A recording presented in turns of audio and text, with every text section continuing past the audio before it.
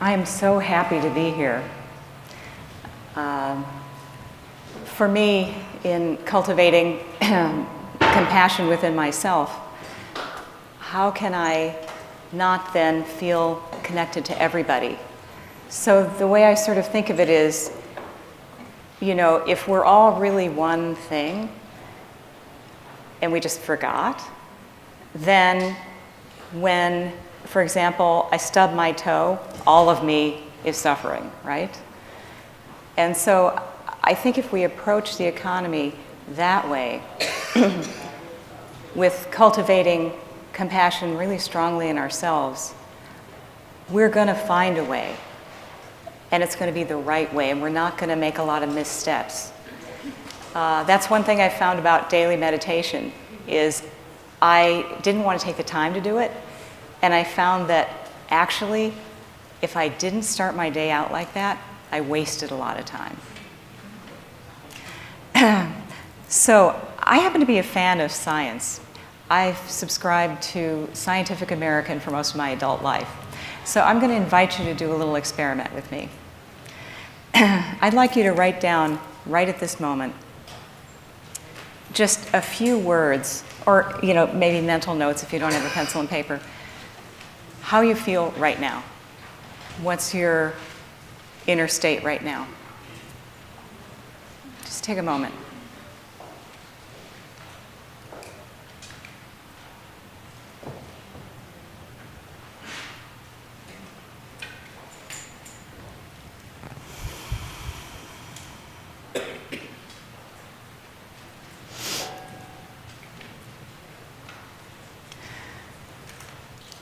So that's all the time I'm giving you. Hopefully, hopefully you had some idea of how you felt. So when my dad was talking to me one time at dinner, just the two of us, and I was a young adult, he thought I really, had stars in my eyes and didn't know how the real world worked. And by the way, he was a big fan of Milton Friedman. We didn't always agree on things. Anyway, he used to like to debate, and they were actually these rousing, fun debates. I talk about them in the book, actually. And we generally had them at the dinner table. So he was sort of, enticing me into debate, and he was a brilliant debater and was going to entice me into a corner where he could, win. Well, so he sort of tossed this thing out to me, and he said, "So I bet you think that if everybody just loved each other enough, we'd solve all our problems." And I stopped, and I looked him in the eye, and I said, "Yes." I had never seen the man silent in a debate before. He didn't have a word to say, because he was a good-hearted guy, actually. So I'm still living from that, what shall I say, just that whole understanding of reality. And I've been able to expand on it quite a bit with some tools. But anyway, we all kind of have this feeling that that's true. If we all just loved each other enough, we'd solve all our problems. But why is that true? How is that true? So I'm going to come at it because I'm me, and I like Scientific American, and I also like Buddhism. I'm going to start with a Buddhist image, and then I'll go to the science side. So the Buddhist image is, I told this to my rabbi, by the way, and he said, "Oh, did you think of that? That's great. Can I use that?" And I'm like, it's actually classic Buddhist. So I can't take credit. Anyway, so the image is this. If you just think about source, it's like this great big ocean, like before form, pre-form, and it's aware. And because it's just this one joining place, this great big ocean, of course it can feel all the different parts, because there's no separation at that level, right? And its nature is to make all these beautiful, unique waves. Not one is like another. We're all waves, and we're all ocean. Right? How can you say that a wave is not the ocean? It's just what it is. That's what it's made of. So somewhere along the line, we got a little mixed up, and we thought, I'm just this separate wave, I'm just me, and then there's everyone and everything else. And as a matter of fact, all I see is waves. I don't even know about ocean. So we've gotten that distracted and wrong-headed about how it actually is. And when you think of people like Gandhi and the Dalai Lama, Martin Luther King, and many of these great individuals, they weren't just working for their own little constituency, actually. They were aware of the whole ocean. And the power of that ocean somehow came through them when they spoke. And this is why people listened. Why else would somebody listen to a refugee from some little country up in the Himalayas? Except that he's the Dalai Lama, and his presence is what it is. And he cares about everybody, and we feel that. So now I'm going to switch to the science side and talk about David Bohm. How many of you know of David Bohm? Wow, that's more than usual. Cool. So he was looking down to the subatomic level of things. And he said, on the level I work on, the difference between inside your skin and outside your skin doesn't exist. There's actually no difference. There's just this sea of what isn't maybe even subatomic particles. They also behave like waves. And some scientists, in debating whether they were particles or waves, called them wavicles. True story. They were too embarrassed because it was too, like memorable, so they thought of some name that I can't remember. But anyway, that's how David Bohm saw it. And he also said a very insightful thing. He said, the closer your view of reality is to the way it actually is, the closer that is, the happier you're going to be. And I would add, those people around you. And the further away you are from the way reality actually is, the more you're going to suffer, right? Because it just doesn't fit. And you're going to keep bumping into real reality somehow as you're going along. So I think we know that in this room, I can say it. I have an MA in counseling psych, so I would tend to think this way. Economics is the study of human behavior around resources. There, I just made up a new definition. So the further we are from the way reality actually is, the more we're going to suffer, and we're going to bake that into the economic system. So I am with that one woman who had a long question about, how are we going to be able to actually make that change? Well, I think a really good place to start is right here. And we can all do that. Yeah. And then we can infect others.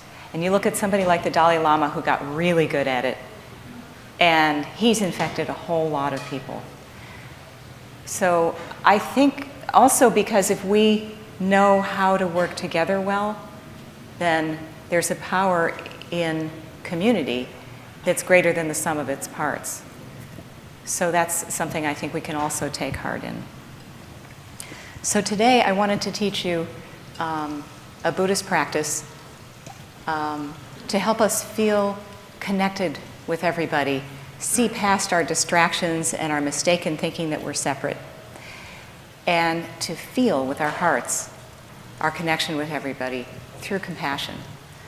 So there are 4 ways we can feel connected with everybody according to the Buddhist tradition. I'm teaching you the compassion route today. So I don't have much time to do it, but I'll do it as quickly as I can. And we also have the book where I teach it, and I can lead you through it online if you go to namchak.org. So I don't want to just leave you totally hanging. But if you do this just a few minutes every day, and science backs me up on this, by the way, in merely a matter of weeks, the brain actually does change its behavior, and we feel differently. That's why I kept going more and more into studying these methods. I didn't actually care about the title. I actually fought with my Lama about the title. I was just like, I want to do this stuff because I feel better, and I want to help other people feel better. So this practice is called Tong Len, and it means giving and receiving. And you're going to do it with your breath and with visualization, because those are very immediate ways in. So if we just try to change ourselves with words, with our frontal lobes, actually left frontal lobe, that's going to be pretty limited. But when you get into something basic and whole body like your breath, and that connects with both the sympathetic and parasympathetic parts of your nervous system. So in other words, intentional and unintentional, right? We can choose to inhale and exhale, or when we're sleeping, we don't die, we still breathe. So Tonglen works with these things, and it works with our tendency to have inner conversations with people. I mean, is there anybody here who doesn't have internal conversations with people? It's what we do as humans. So it just takes us where we are and brings us down this compassion path, and we start with ourselves. Because especially in the West, I've found we're not so great at that. We don't know if we really are worthy of our compassion. Maybe somebody else is. But hey, if you love thy neighbor as thyself and you don't love yourself very much, how's that going to work? How is it working if you look out there? I don't know if anybody's been reading the news, but... So, let's start with ourselves. And I find it's really helpful to keep with a theme. So we'll think of a theme, and we'll start with ourselves, and then we step it out. First, from ourselves, we go to people we easily feel compassion for, easily feel connected to, that warm, heartful connection. And then out from there to whole kinds of, types of people who are suffering from the similar thing, whatever the theme was. And finally, we think that, since linear time is an illusion, which is the belief of both Buddhism and science, then everybody has at some times experienced a similar suffering to this theme that we're going to be working on. And then once you get used to doing this, I'm not going to have you do this today, but once you've done this a while, then you challenge yourself and you push the envelope and you pick somebody who's been kind of a troublemaker in your life. That person that, if that person would just move to Cleveland or something. But I have to say, I was born near Cleveland, so that's not the one I use. But anyway, if they could just move to Cleveland, I could feel my compassionate heart, and everything would be great, and my life would be good, and I'd be happy. That's also a case of what I call the if-onlys. They don't work very well. I consider it a disease. Anyway, so I would like you to do this theme with me today, because I think it's been touched on in this conference. I think what we really feel impoverished about, and Mother Teresa said something to this effect, we feel an impoverishment of love, of loving connection. I was just reading the former Surgeon General is saying loneliness is an epidemic, and the health effects are as bad as 15 cigarettes a day. So that's almost a whole pack of cigarettes a day. So don't have this cause you to start smoking. Hey, what the hey? I might as well just smoke. No, please don't do that. Instead, let's find loving connection. And here's a way to open those pathways, not only in your brain, but in your heart. So that's going to be our theme, is our own feeling of lack of love. Where in our life, in our community, maybe our family, maybe our workplace, friends, somewhere, where are you feeling that lack of love? So stop and think about that for just a moment. And settle on that. And I ask you to allow yourself to feel how you're secretly suffering from that. You kind of don't want to look at it, but now you have a chance to hold yourself in it. And the way I like to do it is I imagine my small suffering self inside my big heart, my big loving heart. And my heart doesn't want this little one to suffer. So it breathes in the suffering in the form of like heavy, sticky, dark clouds, breathing them in, which is a courageous thing to do, core meaning heart, courageous thing to do. Breathe in that suffering. And then as you exhale, breathe bright, sparkling, light clouds into that suffering one.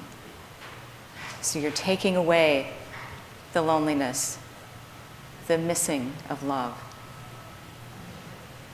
It can be all the way back to your childhood, whatever you think of. And breathe those sparkling bright clouds into that suffering one, taking away the loneliness and bringing in, see that sinking into that suffering one, the feeling of love, basking in that ocean of awareness that is love. That is an essential quality of it. So breathe once more.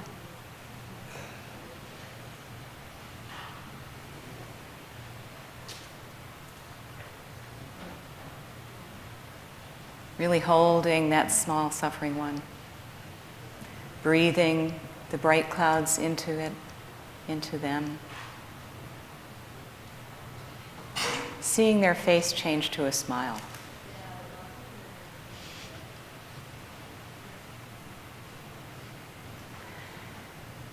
Now, who is somebody who you know and love, and you know there's a way that they're feeling that lack of connection, that lack of love, the missing? See them in front of you. You don't want them to suffer from that. So you breathe that in to your heart. Again, the heavy clouds. Breathe that into your heart. Take away their loneliness. And breathe out toward them the bright clouds of love and joy, of connection. See their face change as you breathe again.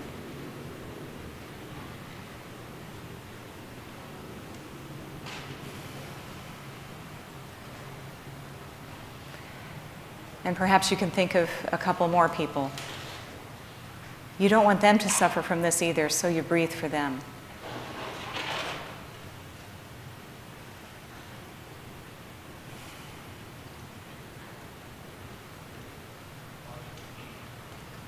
See their faces change.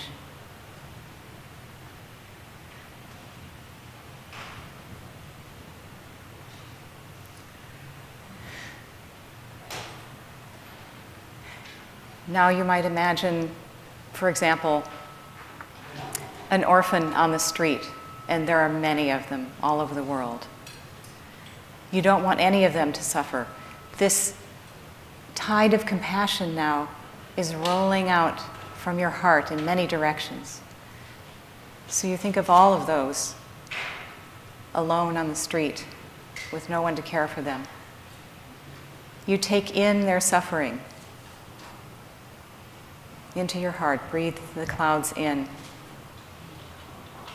And breathe out the love, the bright clouds, sending it into each and every one of them, all of them, so that they can be loved and happy and joyful.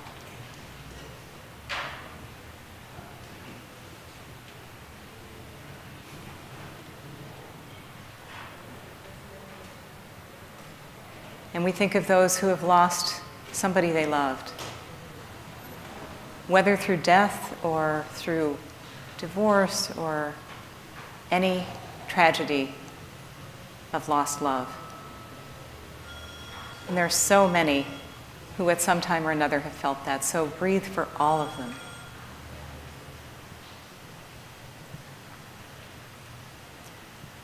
You don't want them to suffer, so you take that in. And your loving, compassionate heart does the alchemy. And it takes the love that's in this whole ocean, and it's a pass-through. It's like a lens. It sends it out to all of those suffering ones. The bright clouds then envelop them and sink in.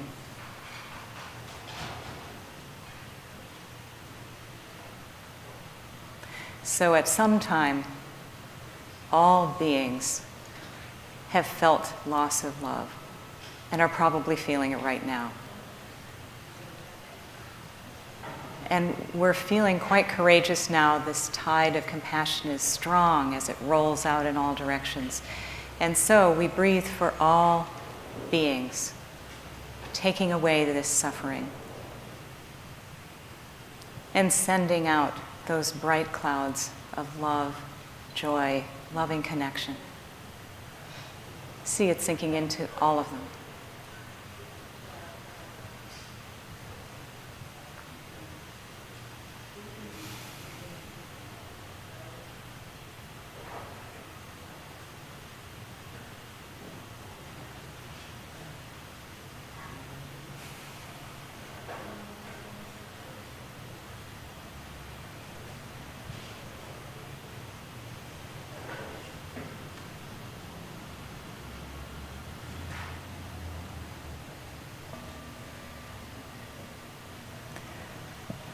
So now please note how you feel right now.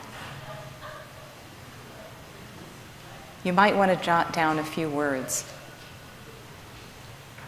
They might not be the same words you jotted down before. What might be the difference? I'll give you a moment.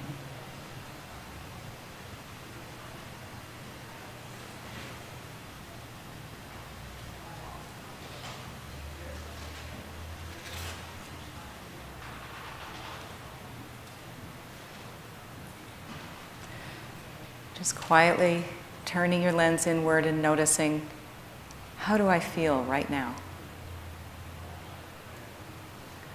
Particularly in my heart.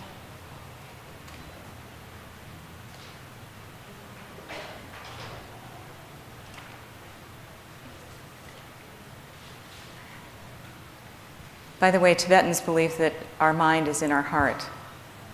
When I told a couple of Tibetans that generally Westerners think the mind is in the head, they kind of laughed embarrassedly, like, oh, listen to the natives. Oh my goodness. Should we say something? You know, it's kind of like that. So if you do this a little bit every day, not only will you have this much change go on temporarily, but it's actually been proven with masters in the laboratory that you can have off-the-charts readings for compassion.